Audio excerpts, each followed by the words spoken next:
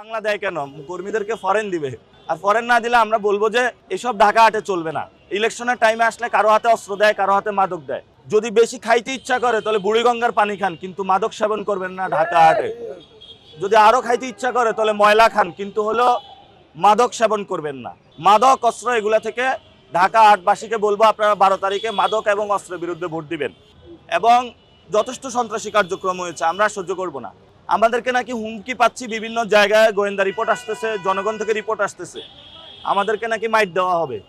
এবার আসুন ইনশাল্লাহ শক্ত হাতে প্রতিরোধ করব। হাবিবুল্লাহ বাহারে মার খেয়ে এসেছি।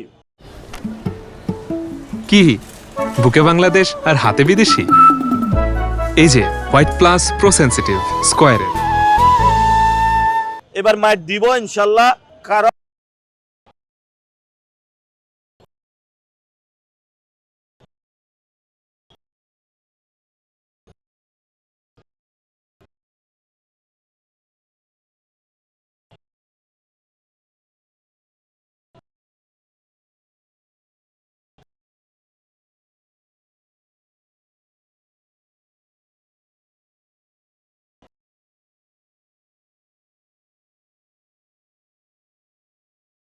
হ্যাঁ, আমিও অনেক গেমস দেখতে পাইলাম যে চাঁদাবাজির অভিযোগে মির্জা আব্বাস সাহেবকে পিটাই দিয়েছে পোলাপাইন। তো এগুলো আমি আসলে নেটের মাধ্যমে দেখতে পাইছি, অনেকে গেম বানাচ্ছে। তো এটা যখন লড়াই শুরু হয় সব জায়গাতেই শুরু হয়ে যায়। যারা মাঠে আসতে পারে না তারা ঘরে এই ধরনের, যারা সমাজে চাঁদাবাজি, সন্ত্রাস, মাদক বাণিজ্য থেকে শুরু করে মানুষের উপর অত্যাচার চালিয়ে যাচ্ছে, গেমের মাধ্যমে তাদেরকে প্রতিহত করার চেষ্টা চালাচ্ছে। সর্ব জায়গায় শুরু হয়েছে প্রতিবাদ। ইনশাআল্লাহ 26-এর ইলেকশনের মধ্য দিয়ে বাংলাদেশ থেকে যারা চাঁদাবাজ, সন্ত্রাস, মাদক সম্রাট যারা আছে তাদের ওয়াশ আউট হয়ে যাবে ভোটের মাধ্যমে। আর বড় একটি বিষয়, অনেকে বলে যে আমি বিজয়ী হব। বিজয়ী কে হবে এটা জনগণ ডিসাইড করবে। জনগণ ভোট দিয়ে এটা সিদ্ধান্ত নেবে। কারো বাপের কোনো সাহস নাই, উনি সিদ্ধান্ত নেবে। এজন্য জনগণের হাতে রায় ছেড়ে দিন। জনগণের সিদ্ধান্তের মধ্য দিয়ে ইনশাল্লাহ আমরা একটি নতুন বাংলাদেশে যাব। জনগণের কাছে আলহামদুলিল্লাহ ভালো সাড়া পাচ্ছি। তবে ঢাকা হাটে একটা ভালো দিক, শিক্ষিত মানুষ বেশি। মানুষকে অনেকটা টাকা দিতে চায়। মানুষ বলে আপনার টাকা আপনার কাছে রাখুন, এসব 2 নম্বরে টাকা নিব না, এবার ভোট ক্রয় বিক্রয় চলবে না।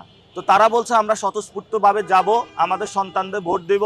যারা আমাদের অধিকারের জন্য লড়াই করেছিল, যারা শেখ হাসিনাকে বাংলাদেশ থেকে বিদায় করেছিল, যারা বাংলাদেশে ইনসাফের রাজত্ব কায়েম করতে চায়, তাদেরকে আমরা ভোট দেব।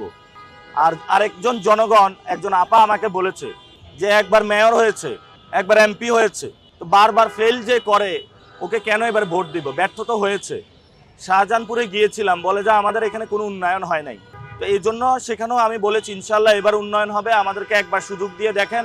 আমাদের কোনো সন্ত্রাসী বাহিনী না, ইনশাল্লাহ আমরা পরিবর্তন করে দেব। কিন্তু আজকে পুরো বাংলাদেশের উদ্দেশ্যে আমরা একটা মেসেজ দিতে চাই, যেখানে যারা মাদক বাণিজ্য করে তাদেরকে আপনারা শক্ত হাতে প্রতিরোধ করুন। ঢাকা আটে আমরা মাদক মুক্ত ঢাকা আট গড়বো ইনশাল্লাহ, এবং মাদকের সব সিন্ডিকেট ভেঙে দিব। এখানে যারা মাদক সিন্ডিকেট রয়েছে এবং মাদক সম্রাট নামে যিনি রয়েছেন, ওনাকে আমরা আহ্বান জানাবো, কর্মীদের হাতে অস্ত্র মাদক তুলে দিবেন না। সে কর্মী মাদক খেয়ে পরবর্তীতে আপনার উপরে আঘাত করে বসবে। এই জন্য কর্মীদেরকে মাদক থেকে দূরে রাখুন। আমরা ইনশাল্লাহ মাদক বিরোধী ক্যাম্পেইন শুরু করব। যারা এই ধরনের, ঢাকা বিশ্ববিদ্যালয় স্টুডেন্টদের এরিয়া যায়া এক দলের একজন কর্মী সে মাদক সেবন করতেছে, আমরা ঢাকা আটকে ইনশাল্লাহ মাদক মুক্ত বানাবো। এবং যদি বেশি খাইতে ইচ্ছা করে তাহলে বুড়িগঙ্গার পানি খান, কিন্তু মাদক সেবন করবেন না ঢাকা হাটে। যদি আরো খাইতে ইচ্ছা করে তাহলে ময়লা খান, কিন্তু হলো মাদক সেবন করবেন না। আমরা মাদকের বিরুদ্ধে ইনশাল্লাহ যুদ্ধ ঘোষণা করলাম।